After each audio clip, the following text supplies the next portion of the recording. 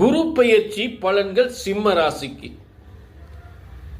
காலபுருஷ தத்துவத்துக்கு பிரம்ம சாஸ்திரப்படி பிரம்மனின் படைப்பில் இந்த காலச்சக்கரத்துக்கு 5ஆம் இடம் என்பது ஒரு அதிர்ஷ்டகரமான ஒரு படைப்பு.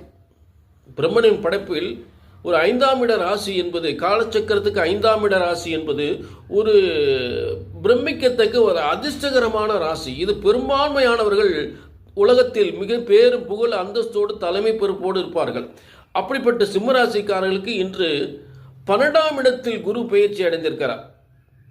சிம்மத்துக்கு 12ஆம் இடமான கடகராசியில் அங்கே சந்திரன் ஆட்சி பெறுகின்ற ஒரு இடத்தில் குரு உச்சம் பெற்று இருப்பது நிம்மதி தரும் என்பது ஒரு முக்கியமான விஷயம். சிம்மத்திற்கு நிம்மதி தருகின்ற ராசி. எங்கெல்லாம் நிம்மதி? எதனால நிம்மதி? நல்ல கவனிங்க. குரு அங்கிருந்து எங்க பார்க்கிறார்? முதல் பார்வை 4ஆம் இடம். நினைத்த மாதிரி கல்வி. 4ஆம் இடம் உயர்கல்வி. என்ன படிக்கணும்னு நினைக்கிறோமோ, ஒரு ஐஏஎஸ் ஆகணுமா, ஐபிஎஸ் ஆகணுமா, டாக்டர் ஆகணுமா, அந்த உயர்கல்வியை கண்டிப்பாக கொடுக்கும்.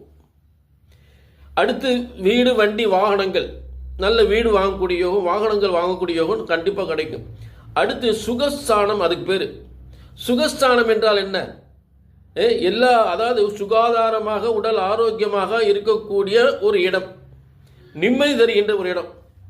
12ஆம் இடம் நிம்மதியாக தூங்கக்கூடிய ஒரு இடம். அப்போ நிம்மதியாக ஒரு மனுஷன் எப்படி தூங்க முடியும்? பிரச்சனைகள் தீர்ந்தால் நிம்மதியாக தூங்க முடியும். ஆக பிரச்சனைகள் இல்லாமல் இல்லை, அந்த பிரச்சனைகள்லாம் தீர்ந்து நிம்மதியை கொடுப்பேன்னு தான் குரு 12ஆம் இடத்துல உட்காந்துருக்கார். கெட்டாலும் மேன்மக்களே. சிம்ம ராசி மிக உயர்ந்த ஸ்தானம், மேன்மக்கள் என்று சொல்லக்கூடியது. ஆக குரு கெட்டாலும் மேன்மக்களே. குரு கெடவில்லை, மறைமுகமான பலன்களை கொடுக்கிறார். மறைந்து பலன்களை கொடுக்கிறார். புரிஞ்சுட்டீங்களா? ஆக நேரடி வருமானம் இல்லாமல் மறைமுகமான வருமானங்கள் நிறைய வரும்னு அர்த்தம். அதுக்கு அர்த்தம்.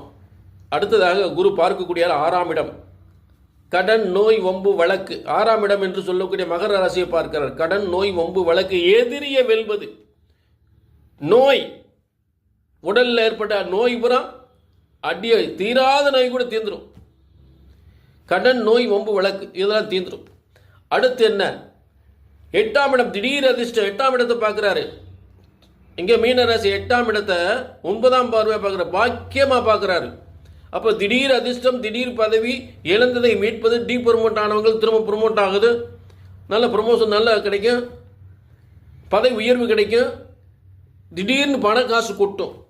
நிச்சயமாக கெட்டாலும் மேன்மக்கள்